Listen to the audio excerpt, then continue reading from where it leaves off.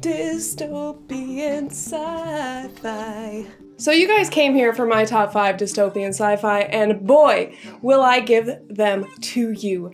I am excited to tell you guys my list because I have put a lot of thought into why I put each book in each place.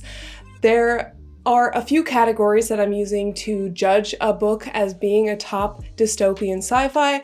Number 1, for me, always in any story that I read, are the characters. Characters are vitally important, and I think even more so in a dystopian sci-fi, because dystopian sci-fis are questioning society, and if we don't have characters within the society, how can it fully give a commentary on society? It has that combination, right, of individual and group that is really, really important. And without characters, dystopian sci-fis tend to fall flat for me, especially.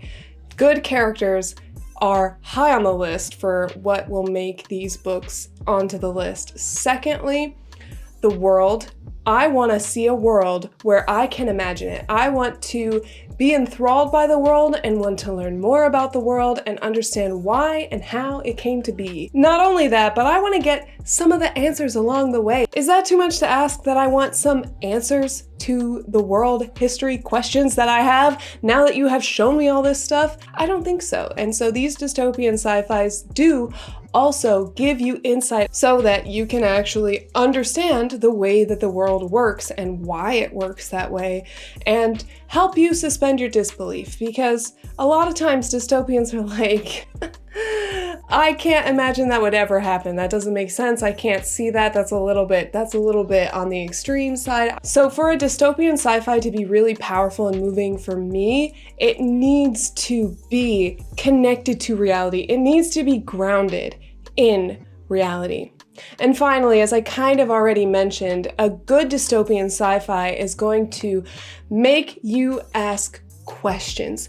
You need to question if you're reading a dystopian sci-fi. Dystopian sci-fi can be fun, it can be great to read, but ultimately there's a higher purpose to dystopian sci-fi, and that is to question humanity and question society and question your own philosophies and morals and try to determine what you actually believe. So if you read dystopia, I mean, I feel like more so than almost any other kind of book, dystopians really help you hone in what you believe for humanity on the large scale.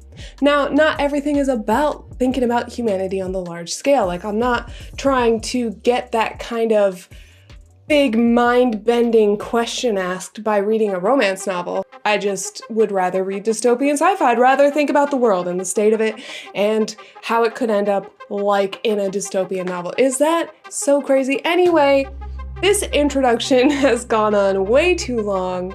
Let's go ahead and break down the top 5 dystopian sci-fis.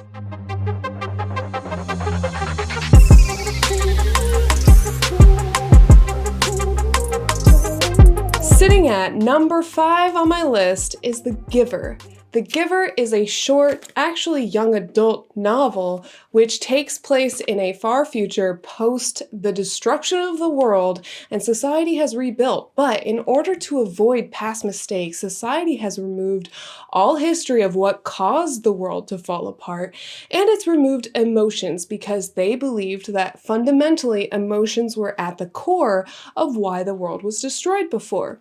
And so this main character ends up being given the job of a receiver. And as a receiver, it is his duty to get the history of the world given to him and to get emotions. So he must feel where others don't feel. He must see things that others don't see. And he must know the true history of the society. The thought being that with having only one person who understands the actual truth of the society and of the world, that he can help the council make good decisions without everyone having to know the details. But it does ask some of those really deep questions about what is actually moral and what is emotionally moral, and makes you kind of question things like what should happen at the end of life, how should people be raised, and to what level should emotion be infused, and does our society already try to step away from emotion, kind of like they do in here, There's a lot of things that you can ask yourself after reading this book, so I highly recommend giving it a go. The main character, Jonas, is a wonderful character. He gets to discover emotions for the first time, so it is a really unique way to look at emotions and how they affect the mind, and just give it a go. 10 out of 10. Would recommend. It's a perfect starter dystopian sci-fi, and it is number 5 on my list. Number 4 is not a book that I own physically at the moment, but it is Hunger Games. Now, everyone has probably talked about Hunger Games at some point because it became a huge franchise. And I will admit that it is one of the better adaptations that exist out there for book to movie. However, it's not perfect, and I think that some of the things that it misses, the movie rather than the book, are those sociological, philosophical questions that are raised. It makes you question the path that you've been going down for almost a century and question, is this working? Is this right? Is this okay? It makes you question societal norms and the way that we are, and it is absolutely something that I could see our society turning into. For those of you who don't know what Hunger Games is, basically a bunch of kids get put in an arena and they have to fight to the death, and the main character is one of those people. It is a classic young adult thriller that is super enjoyable just on the entertainment value alone. However, it is such an honest look at America and how America deals with its problems, and I highly recommend it if you haven't already read it. I would say that you should read the trilogy as a whole rather than just the first one, but the first one is a good standalone novel. Again, I definitely recommend reading the full trilogy to get the full experience. Then we have one of the most well-known dystopian sci-fis of all time, at least since it's been written, and that is George Orwell's 1984. I would be remiss if I did not put 1984 somewhere on the list of my top 5 dystopian sci-fis for anyone to get into. For those of you guys who don't know, 1984 is about a guy who works for Big Brother, and it is his job to alter the news. Basically, he changes the news constantly to fit whatever Big Brother's agenda is at the time. They will quickly switch sides as to who's to blame for the war that's going on, if there's a war going on, but people don't know anything because all of history is erased, and once the news is changed, it is sent to everyone via these television screens that are in absolutely every single person's home. Everybody's home, every hallway, every business, every building, every room has a TV screen so that when the news comes on, you must watch it, you must see it.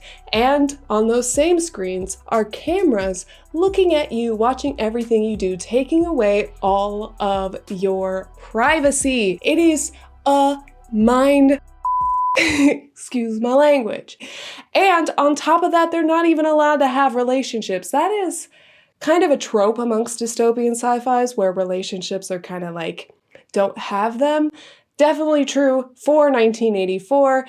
It changed me as a human being to read 1984, and I highly recommend that if you are willing to make yourself highly uncomfortable and to really question media and the way that it works and the way that humanity deals with history and how easily humans can forget about things that have happened. Anyway, there's so many different reasons. I can't articulate them all. Now you might be asking, why isn't he number 1 on your list? Well, he's a really great one.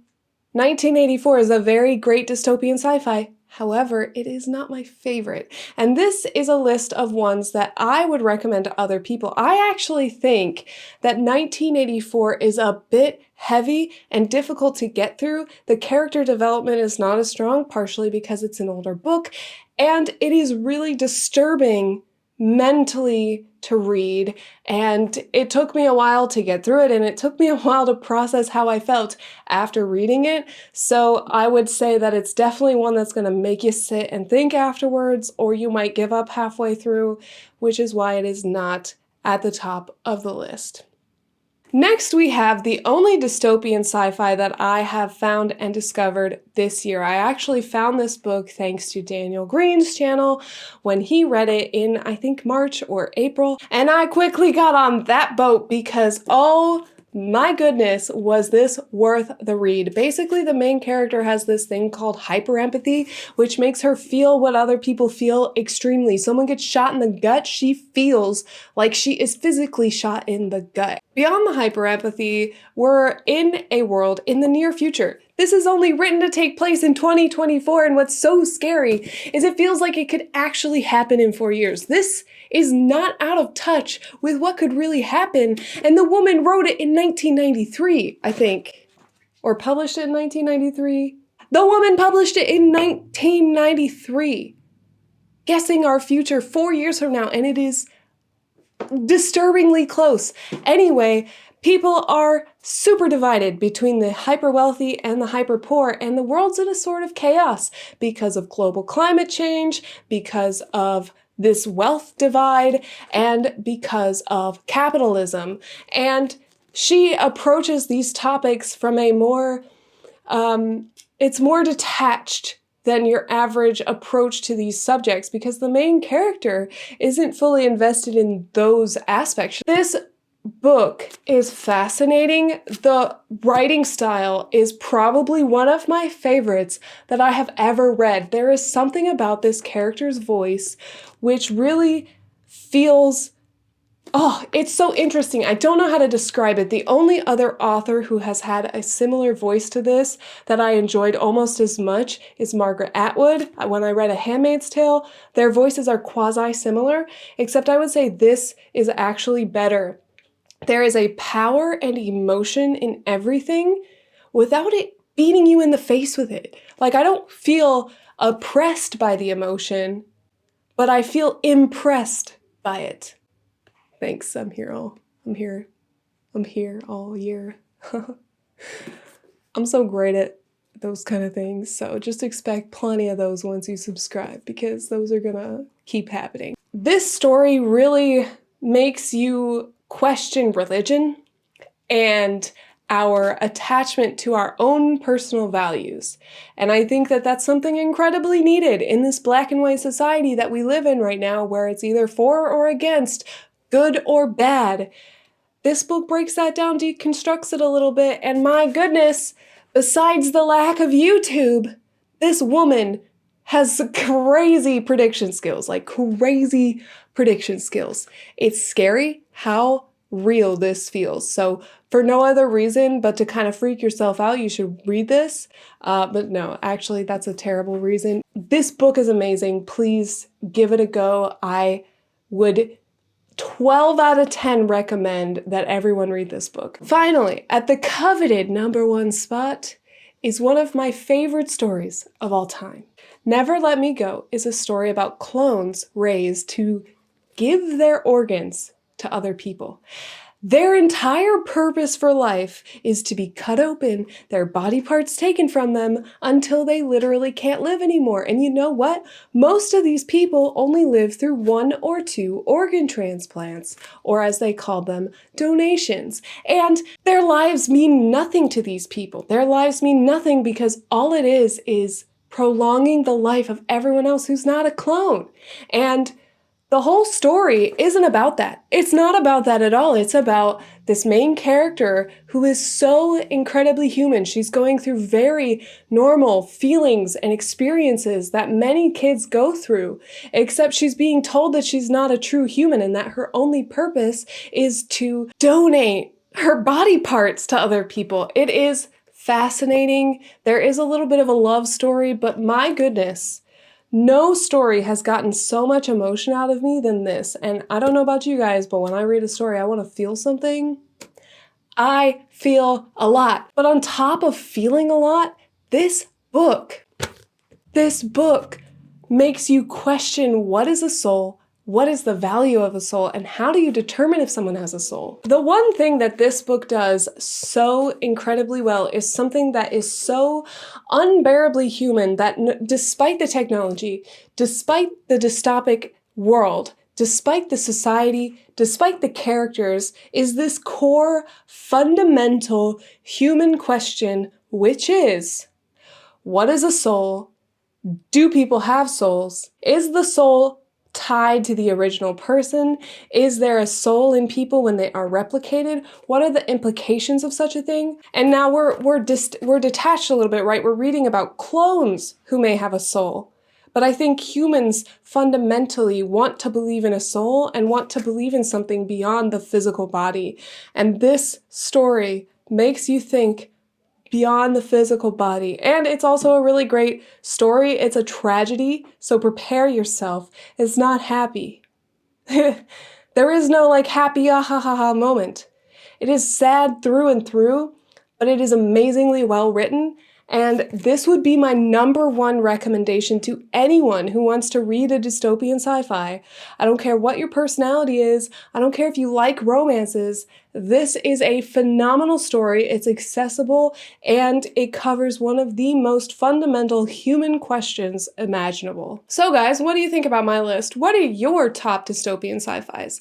Are there any on here that you have read and you disagree? Or are there any on here that you haven't read and now would like to pick up because of this conversation?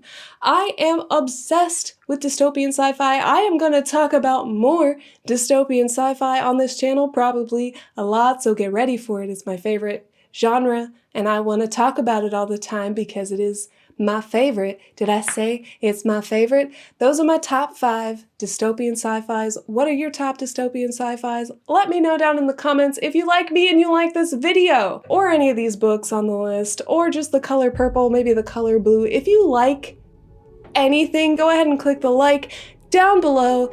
Go ahead and smash that subscribe button while you're right there. I mean, they're right next to each other. You might as well do it. And while you're at it, go ahead and have a beautiful, amazing, fantastic day.